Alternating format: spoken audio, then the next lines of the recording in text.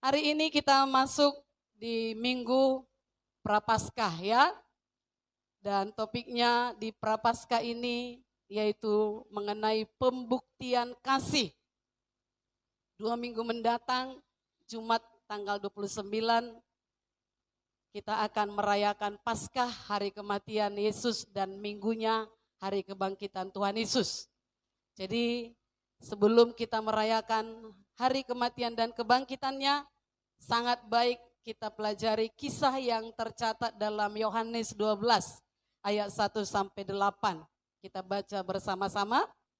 Yohanes 12 ayat 1 sampai 8. 1, 2, 3. Bisa lebih kuat? Bisa lebih semangat? Pelan-pelan saja, nggak usah lomba-lombaan, nggak usah buru-buru. 1, 2, 3. 6 hari sebelum Paskah, Yesus datang ke Betania, tempat tinggal Lazarus yang dibangkitkan Yesus dari antara orang mati. Di situ diadakan perjamuan untuk dia dan Marta melayani. Sedang salah seorang yang turut makan dengan Yesus adalah Lazarus. Maka Maria mengambil setengah kati minyak narwastu murni yang mahal harganya dan menyekanya dengan rambutnya, dan bau minyak semerbak di seluruh rumah itu.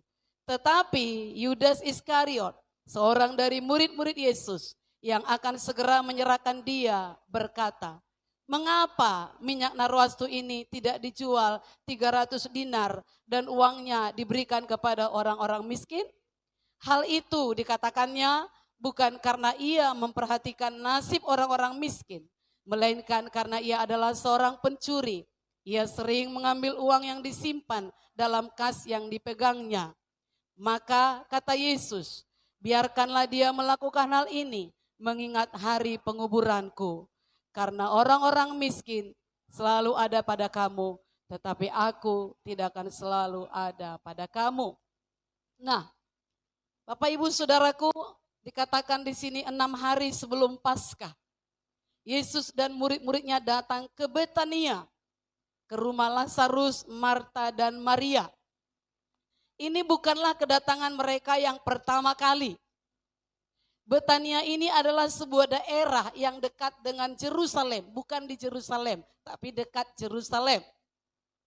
Kalau kita membaca Matius, Markus, Lukas, Yohanes, dari keempat Injil ini, kita akan menemukan kesamaan kisah, yaitu Yesus diurapi oleh seorang wanita menjelang peristiwa penderitaan serta kematiannya. Dan diperkirakan itu adalah Maria, saudara Lazarus ini. Apabila kita perhatikan, tadi kita sudah baca ayat demi ayat.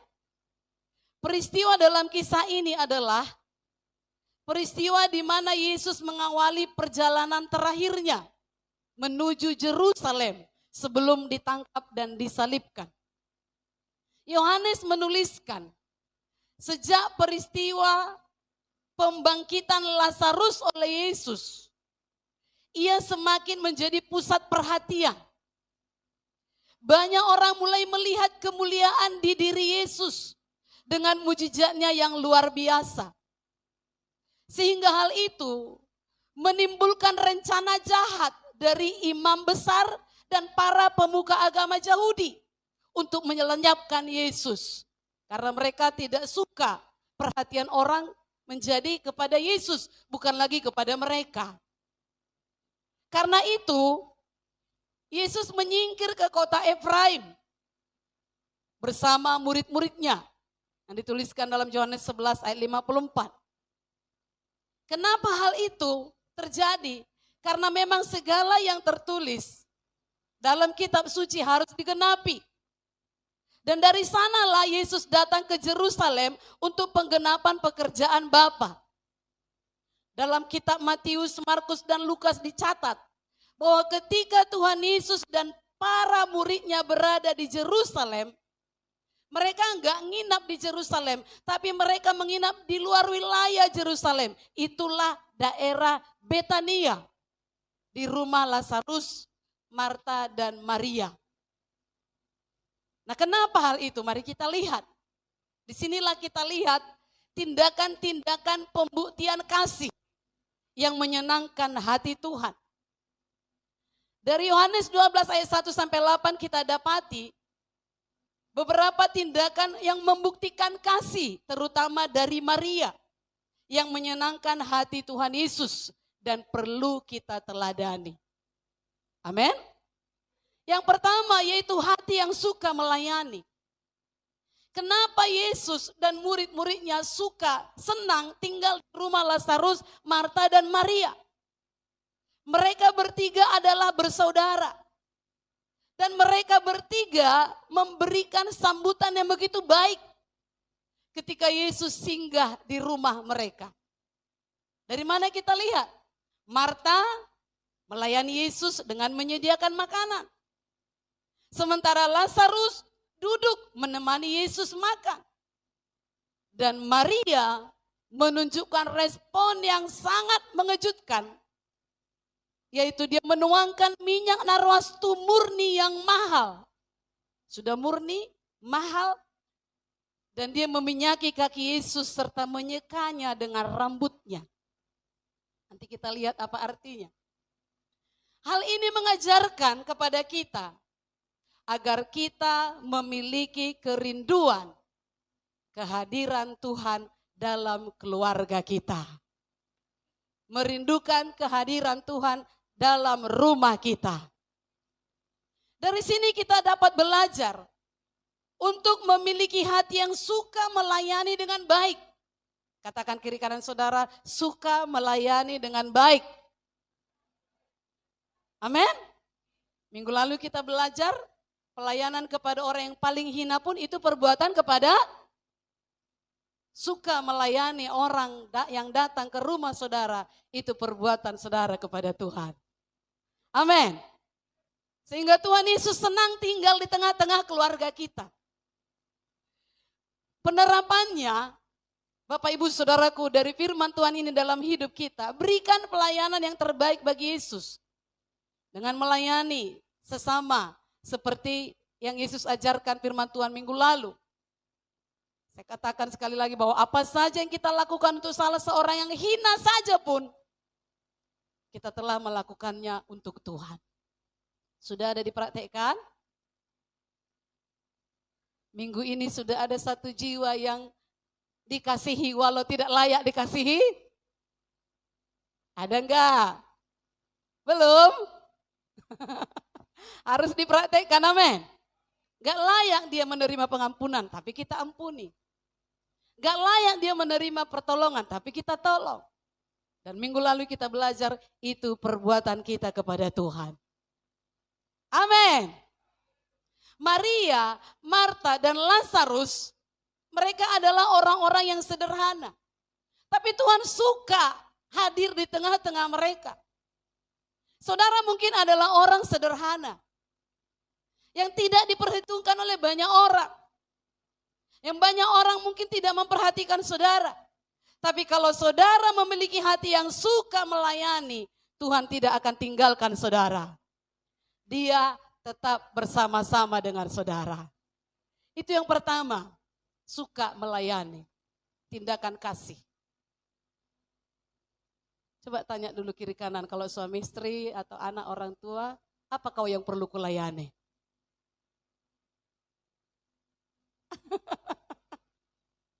Banyak. Haleluya. Mari saling melayani, amin. Dan yang kedua, pengorbanan. Tadi ayat 3a dikatakan, maka Maria mengambil setengah kati minyak narwastu murni yang mahal harganya. Minyak narwastu adalah merupakan salah satu rempah yang cukup berharga di Alkitab. Dan dikatakan Yudas Iskariot tadi seharga 300 dinar. 1 dinar upah pekerja harian untuk 1 hari. Berarti upah selama 300 hari, setahun. Kalau saat ini dihitung kira-kira upah 1 hari katakanlah 75.000 sampai 100.000 per hari. Ditotalkan 300 hari berarti 25 juta sampai 30 juta. Bayangkan minyak semahal itu dikorbankan. Maria tidak memperhitungkan berapa besar yang harus dikorbankan. Kenapa? Karena Yesus telah membangkitkan Lazarus saudaranya dari kematian. Dan kemudian Yesus telah menyelamatkan dia dari rajaman batu ahli-ahli Taurat dan orang-orang Farisi. Terlebih dia diselamatkan dari lembah dosa. Dan dikatakan kemungkinan besar dia adalah perempuan yang kedapatan berzina. Yang dibawa oleh ahli-ahli Taurat dan orang-orang Farisi kepada Yesus. Dan waktu itu Yesus katakan, aku pun tidak menghukum engkau, pergilah dan jangan berbuat dosa lagi mulai sekarang. Dan benar-benar dipraktekkannya. Dan hatinya suka melayani Yesus setelah dia diampuni. Amin. Aplikasinya bagi kita. Belajarlah untuk memberikan yang terbaik kepada Tuhan setelah kita diselamatkan. Setelah kita diampuni. Tuhan Yesus berhak menerima yang terbaik dari kita. Seringkali kita hanya mau memberikan hal yang terbaik untuk diri kita. Untuk keluarga kita. Untuk orang yang kita kasihi. Namun untuk Tuhan sendiri. Seringkali kita melakukan asal. Karena gak kita lihat Tuhan itu di depan kita. Tetapi untuk diri kita segala yang terbaik pasti kita lakukan. Hari ini kita belajar berikan yang terbaik kepada Tuhan dari hidup kita. Karena kita telah menerima kasih karunia. Yang tadinya kita dihukum karena dosa-dosa kita. Tapi kita diselamatkannya. Itu sebabnya pikirkanlah dan lakukanlah pengorbanan bagi Yesus. Amin. Itu yang kedua. Yang ketiga bukti kasih yang kita lihat di ayat 3b. Lalu meminyaki kaki Yesus dan menyekanya dengan rambutnya. Ini lebih dalam lagi. Maria menyeka kaki Yesus dengan rambutnya dan menurut budaya pada waktu itu. Tindakan hal ini bisa sangat merendahkan Maria. Maria menempatkan dirinya serendah-rendahnya di hadapan Yesus. Dia mau menunjukkan penghargaan, penghormatan yang setinggi-tingginya pada Yesus. Ungkapan Maria dalam meninggikan Yesus dilakukannya dengan cara menyeka kaki Yesus dengan rambutnya. Bayangkanlah saudara, lap kaki seseorang dengan rambut saudara. Maria melakukan apa yang terbaik yang dia bisa lakukan bagi Yesus. Mari kita merendahkan diri di hadapan Tuhan dengan melakukan yang terbaik yang bisa kita lakukan. Apa yang bisa saudara lakukan? Berdoakah? Ramahkah? Mengunjungi seseorangkah? Menginjilkah seperti 3 minggu kita berturut-turut? Bersaksikah? Apa yang bisa saudara lakukan? Lakukan bagi Yesus, amin. Tinggikanlah Yesus dalam seluruh hidup kita. Permuliakan Tuhan dalam seluruh hidup kita. Dalam keberhasilan kita, biarlah nama Tuhan dipermuliakan. Kita sehat, kita bisa bernapas, kita diberkati. Jangan berpikir itu karena kekuatan kita. Jangan berpikir itu karena kehebatan kita. Dan itu kelihatan dari tindakan kita. Saudaraku, biarlah kita selalu merendahkan diri di hadapan Tuhan. Dan kita permuliakan Dia dalam seluruh hidup kita. Hasil dari pernyataan kasih Maria ini, hasilnya adalah sangat luar biasa. Pembelaan Tuhan. Yang mau dibela Tuhan katakan saya. Yesus menghargai pelayanan Maria. Ayat 7 dikatakan, biarkanlah dia melakukan hal ini mengingat hari penguburanku.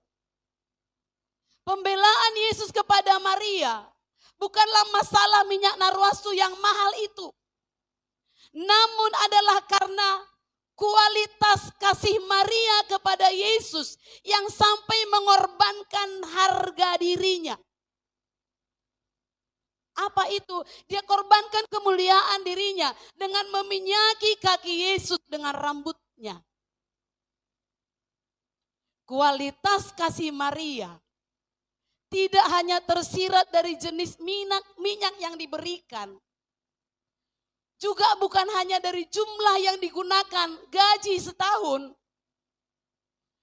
Tetapi cara Maria meminyaki kaki Yesus menunjukkan, mengekspresikan betapa besar kasihnya kepada Yesus. Tunjukkanlah, ekspresikanlah kasihmu kepada Yesus. Dan kita masing-masing tahu apa yang bisa kita buat. Amin. Yesus memandang tindakan Maria, perhatikan, sebagai antisipasi penguburannya. Maria nggak berpikir ke sana. Maria hanya memaksudkan pencurahan minyak itu sebagai wujud ucapan syukurnya. Karena dia sudah membangkitkan saudaranya. Karena dia sudah mengampuni dosanya.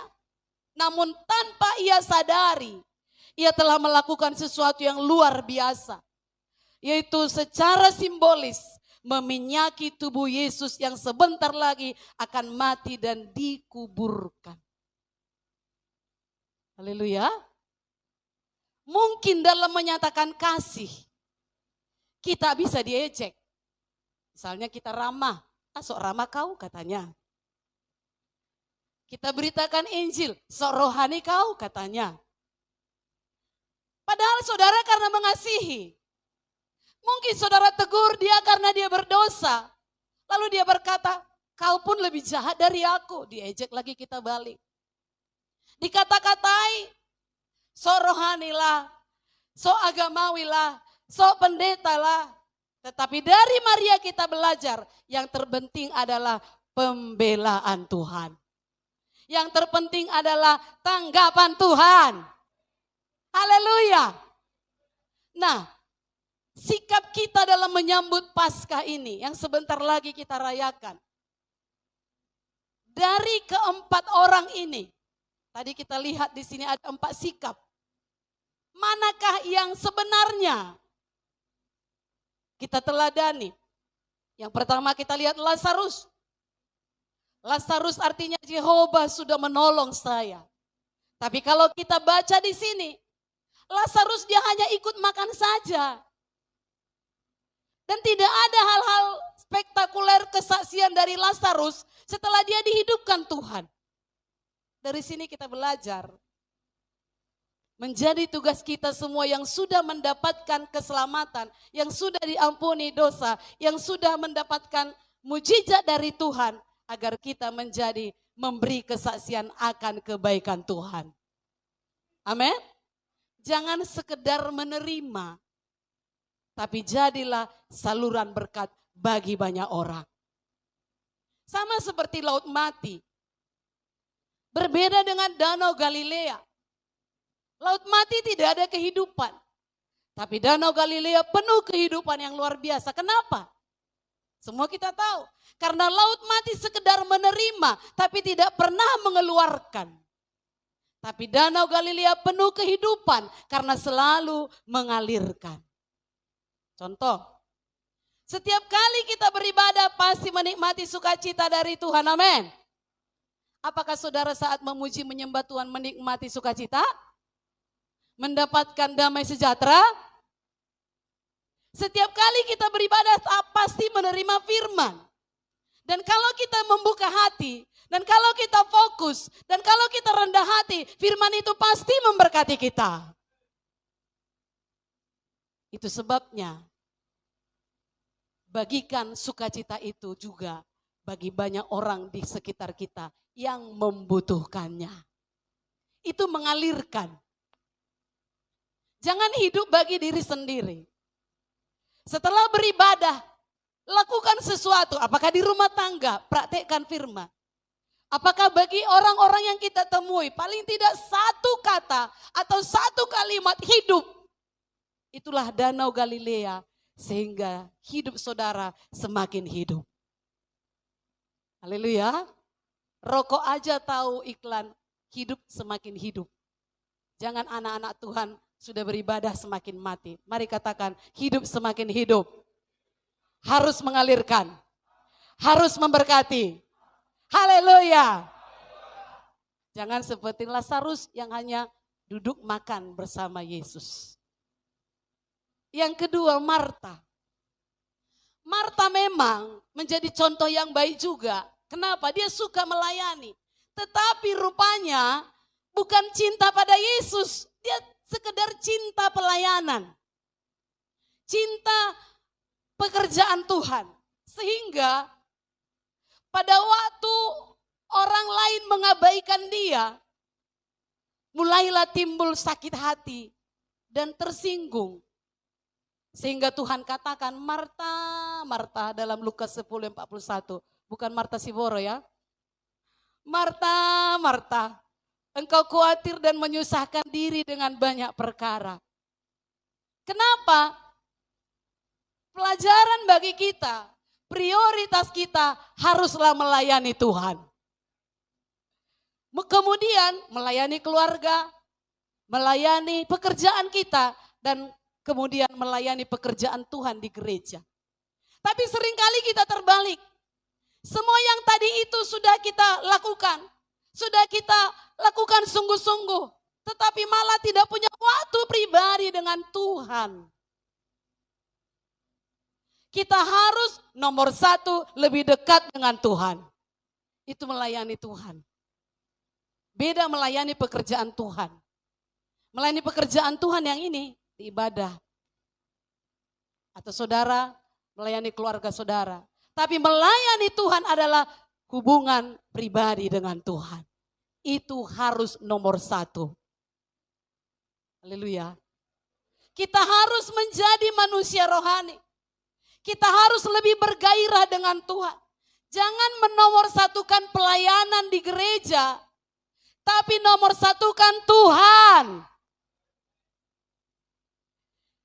Dan ketika saudara menomorsatukan Tuhan, sudah pasti saudara suka melakukan pekerjaan Tuhan. Sehingga kita akan melayani dengan sungguh-sungguh, dengan penuh belas kasihan kepada orang-orang di sekitar kita. Haleluya. Jadi dari Marta kita belajar utamakan Tuhan, bukan pekerjaan Tuhan. Amin. Baik enggak Marta melayani Tuhan dengan makanan? Baik. Itulah pelayanan-pelayanan kita. Tapi Tuhan lebih suka kalau kita mengutamakan hubungan dengan Dia. Amin. Yang ketiga, Yudas Iskariot. Banyak orang gak suka dengan cerita Yudas, tapi harus belajar. Supaya kita tahu menghindar, amin. Yudas Iskariot ini pandai. Kalau gak pandai mana mungkin dia angkat bendahara, ya kan? Dia orang pandai. Dia orang pintar. Jadi bendahara. Tapi gambaran sikap orang yang hidup tidak benar, Yudas Iskariot ini. Dikatakan tadi 4-6. Tetapi Yudas Iskariot, seorang dari murid-murid Yesus yang akan segera menyerahkan dia berkata, mengapa minyak narwastu ini tidak dijual 300 dinar dan uangnya diberikan kepada orang-orang miskin? Hal itu dikatakannya bukan karena ia memperhatikan nasib orang-orang miskin, melainkan karena ia adalah seorang pencuri. Ia sering mengambil uang yang disimpan dalam kas yang dipegangnya. Lihat, terlihat peduli, terlihat baik. Namun sesungguhnya Tuhan tahu apa hati Yudas. Katakan kiri kanan saudara, Tuhan tahu apa di hatimu. Haleluya. Tindakan Maria menimbulkan kritik pedas dari Yudas Iskariot. Yudas merespon tindakan Maria itu berdasarkan untung rugi. Yudas merasakan lebih baik jika minyak itu dijual dan hasilnya dibagikan kepada orang miskin. Pemikiran itulah yang membuat Yudas berkata, kau pemborosan itu. Namun Yesus tahu apa sesungguhnya yang ada dalam hati Yudas. Yudas memandang semuanya dari sisi materi. Begitulah orang yang menjadikan materi sebagai prioritas hidup. Kecintaan Yudas terhadap uang membuat dia menjadi penipu, menjadi pencuri. Dan dari kitab Injil lain kita mengetahui bahwa motif di balik pengkhianatan Yudas juga adalah uang. Sikap Yudas Iskariot yang cinta uang terlihat dari tindakannya menjual Yesus seharga 30 keping perak. Yudas Iskariot mengutamakan nilai uang. Sehingga ia tidak peduli dengan Yesus dan ketulusan Maria. Perbuatan Yudas Iskariot tersebut merupakan cermin karakter dan jati diri yang sesungguhnya, yaitu seorang pencuri. Sehingga ia menghalalkan apapun demi mencapai tujuan duniawinya. Sama seperti iblis yang merasuki pikiran dan hatinya. Dikatakan Yohanes 6 ayat 70. Apa dikatakan Yohanes 6 ayat 70? Yesus menyebut dia iblis.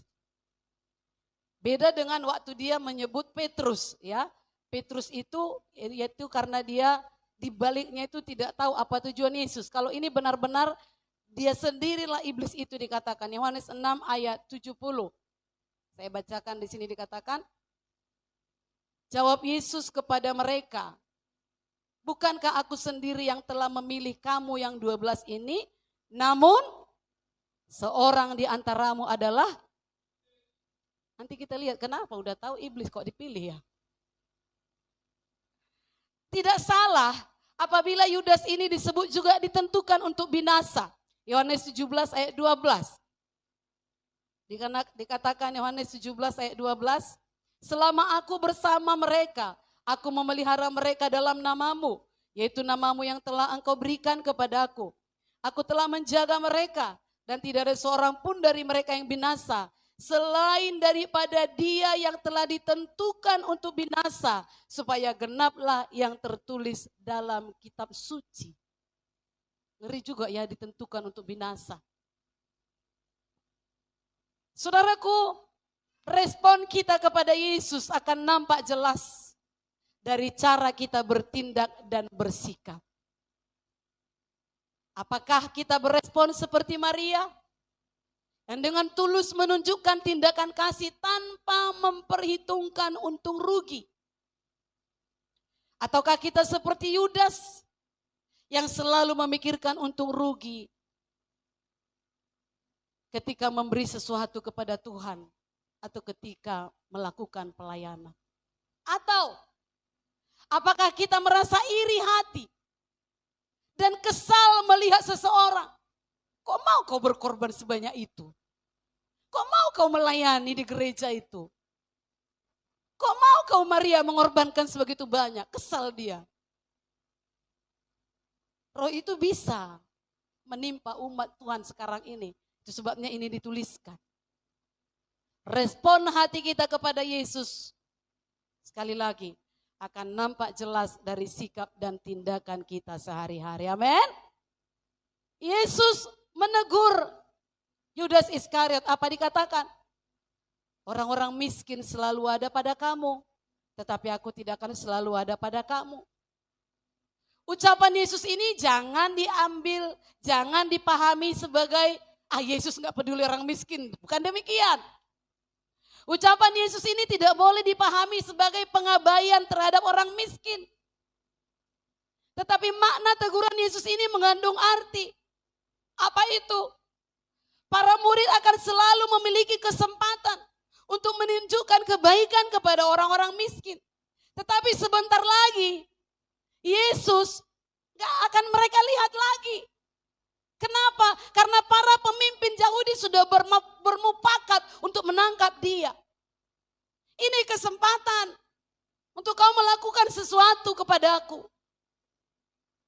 Yesus tidak melupakan orang-orang miskin, tetapi dia menegaskan nilai penting dari sebuah peristiwa besar. Ini peristiwa besar. Kematianku, penyalipanku, kebangkitanku, peristiwa besar menyelamatkan banyak orang. Jadi apa yang kau perbuat di akhir-akhir hidupku ini sangat-sangat menjadi sejarah. Maka di kitab lain dikatakan perbuatan perempuan ini akan selalu diingat saat-saat Injil diberitakan. Amin. Maria memperlakukan Yesus dengan penuh kasih. Dia mengabaikan pandangan orang banyak terhadap harga dirinya sebagai wanita. Cantik rambutnya tapi dia pakai menyeka melap kaki Yesus. Tapi sebaliknya, yang Yesus ajarkan di sini, Yudas Iskariot tega menjual Yesus dengan uang 30 keping perak. Nah, Yesus menyatakan ini untuk perbandingan ini. Bukan berarti Yesus enggak peduli pada orang miskin. Dari teguran Yesus tersebut, Yesus mengingatkan Yudas Iskariot dan juga kita orang percaya saat ini untuk mengutamakan prioritas kita, yaitu mengasihi Tuhan. Gak salah menolong orang miskin. Gak salah menolong orang yang kekurangan. Tapi utamakan hubungan dengan Tuhan. Dan kalau kita sudah punya hubungan yang baik dengan Tuhan, sudah pasti kita mau menolong orang. Jangan kebalik, amin. Haleluya. Orang dunia ya begitu, aku sudah berbuat baik, pahalaku besar. Jangan kebalik. Mungkin kita berpikir seperti saya katakan tadi, apa tidak salah Tuhan pilih Yudas Iskariot ini? Padahal kan sebelum memilih murid-muridnya dia berdoa dulu. Bahkan doa semalaman dalam Lukas 6 ayat 12. Yesus berdoa semalaman. Tapi kenapa Yudas Iskariot dipilih menjadi murid? Ini pelajaran kepada kita gerejanya. Pertama, memang firman Tuhan harus digenapi. Bahwa Mesias harus dihianati. Tetapi Matius 26 ayat 24 berkata, coba kita baca. Matius 26 ayat 24. Apa dikatakan di situ? Matius 26 ayat 24. Boleh sama-sama kita membacanya? 1, 2, 3.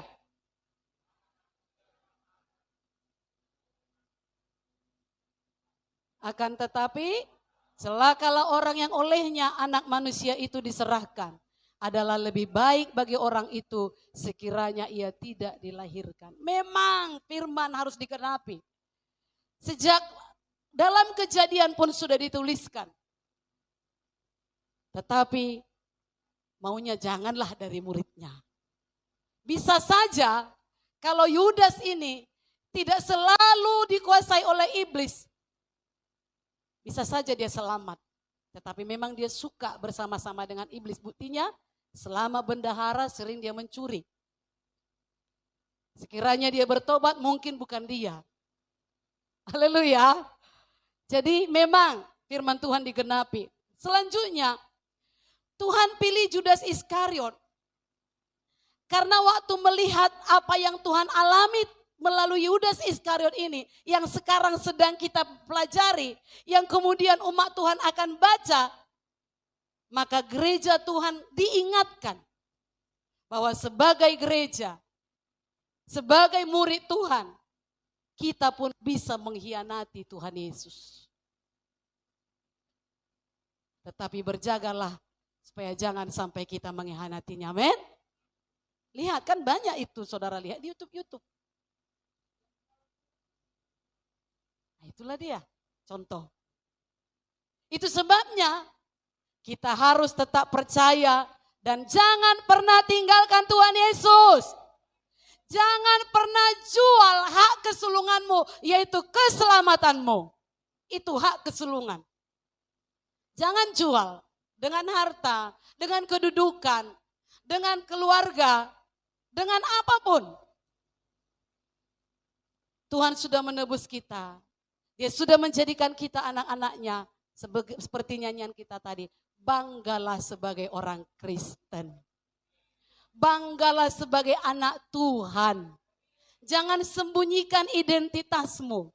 Walaupun engkau minoritas di lingkunganmu. Walaupun engkau minoritas di komunitasmu. Bangga sebagai anak Tuhan. Jangan hianati Yesus. Dan satu lagi. Kenapa kira-kira Yudas ini dipilih?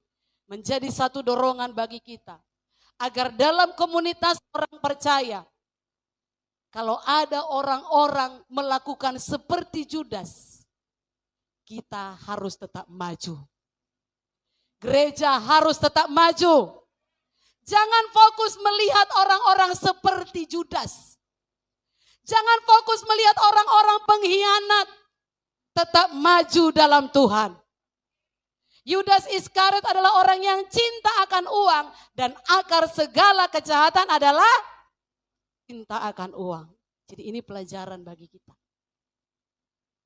Semua tidak kebetulan yang dituliskan Tuhan. Amin. Tuhan tidak pernah salah. Dan yang terakhir menjadi contoh terbaik yaitu Maria. Saya rindu supaya saya dan saudara menjadi pribadi seperti Maria ini. Melakukan apa yang dilakukan oleh Maria kepada Yesus. Apa itu? Dia suka duduk di kaki Yesus. Dia suka bersekutu dengan Yesus. Dia mengurapi Yesus dan harga minyak yang digunakan untuk mengurapi Tuhan itu murni dan mahal. Biarlah pengikutan saya dan saudara murni dan mahal. Ini berbicara tentang pengorbanan. Jangan merasa rugi sebagai seorang pelayan. Kalau saudara menyambut anak-anak Tuhan di live group, jangan merasa rugi memberi teh manis ataupun roti atau semacamnya. Suka melayani. Jangan merasa rugi. Haleluya. Saudaraku, murni dan mahal ini berbicara mengenai pengorbanan.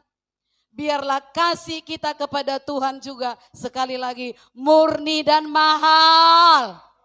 Enggak neko-neko, murni karena cinta Yesus. Murni karena menghargakan pengorbanan Yesus. Perbuatan Maria ini menjadi refleksi kepada kita yang sangat berharga dalam kehidupan rohani kita. Apa itu? Bagaimana kita mampu mempersembahkan yang terbaik untuk Tuhan. Yaitu dengan cara menghidupi firman. Dan bagaimana kita mampu memperlihatkan kasih kita kepada Tuhan dan kepada sesama. Haleluya. Firman Tuhan berkata, di mana hartamu berada, di situ hatimu berada.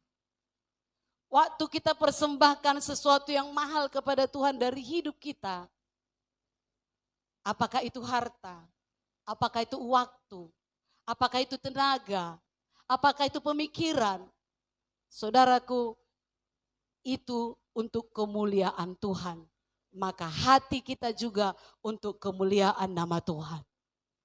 Ketika kita melakukan yang terbaik untuk Tuhan, Tuhan pasti balas dengan pembelaan. Sewaktu saudara dalam masalah, ada pembelaan Tuhan. Sewaktu saudara dalam kesesakan, ada pembelaan Tuhan. Dan kalau Tuhan sudah membela, Yudas Iskariot tidak berkutik. Siapapun yang mengejekmu tidak berkutik. Siapapun yang menginginkan kecelakaanmu tidak berkutik. Jadikan Tuhan pembelamu. Dengan apa? Lakukan yang paling baik untuk Tuhan. Sosok Maria jadi sikap terbaik yang perlu kita teladani. Amin. Lazarus memang baik duduk bersama Tuhan makan, tapi tidak melakukan sesuatu yang spektakuler. Maria memang baik suka melayani jasmani, tetapi sungut-sungut ketika tidak diperhatikan. Yudas Iskariot sudah tentu jangan jadi contoh, tetapi Maria contoh yang terbaik. Pembelajaran penting bagi kita di Prapaskah ini, melalui firman Tuhan hari ini, belajarlah untuk melayani Tuhan. Beda dengan melayani pekerjaan Tuhan ya. Melayani Tuhan itu hubungan pribadimu dengan Tuhan. Bagaimana kau memuji menyembah Dia secara pribadi di rumah atau di mana saja engkau berada. Bagaimana kau secara pribadi membaca Alkitabmu tanpa ada yang mengevaluasimu sendiri. Bagaimana kamu merenungkannya. Apa ya kata Tuhan hari ini dari bilangan ini? Oh, Dikatakan putri-putri Zelofehad seharusnya nggak dapat warisan. Tetapi karena dia patuh, dia dapat berkat. Renungkan. Apa ya kata Markus hari ini? Apa ya kata Mazmur hari ini? Bukan supaya nanti siapa yang sudah baca skedul? Aku, bukan. Itu masih luaran. Tapi bagaimana membina hubungan dengan Tuhan. Pribadi baca Alkitab sendiri di rumah. Amin. Amin. Belajar untuk memberikan yang terbaik kepada Tuhan tanpa merasa rugi. Rugi kali aku. Kurang 1 jam istirahatku kalau datang 2 syafaat. Rugi kali minyakku berapa? PP. Hitung-hitungan terus untung rugi. Rugi kali aku mengunjungi. Aku aja gak pernah dikunjungi. Rugi kali aku memberi beras ke si anu itu. Aku aja pun gak pernah diberi. Syukur saudara gak pernah diberi. Tapi selalu memberi. Haleluya. Itu udah seperti matahari. Itu udah seperti kasih ibu. Tak pernah berharap. Selalu. So enggak tahu saudara. Haleluya. Belajar untuk memberikan yang terbaik kepada Tuhan tanpa memperhitungkan untuk rugi. Dan yang terakhir, belajar untuk hidup jujur dan memiliki motivasi yang benar di hadapan Tuhan. Tuhan tahu hati Maria, motivasinya benar. Tapi Yudas Iskariot walaupun ucapannya berkata lebih baik dikasih sama orang miskin, tapi motivasinya tidak benar. Maria motivasinya benar. Dia bersyukur saudaranya sudah dibangkitkan. Dosanya sudah diampuni. Tuhan suka tinggal di rumahnya. Dia bersyukur. Dia lakukan yang terbaik. Dia beri yang terbaik. Kiranya di minggu Prapaskah ini ada yang bisa kita dapatkan untuk kita praktekkan. Amin. Sekalipun orang mengejekmu enggak masalah. Sekalipun orang mengata-ngataimu enggak masalah. Yang perlu adalah bagaimana tanggapan Tuhan terhadap sikapmu, terhadap tindakanmu dalam menyambut Paskah ini. Amin. Haleluya. Mari kita bangkit berdiri.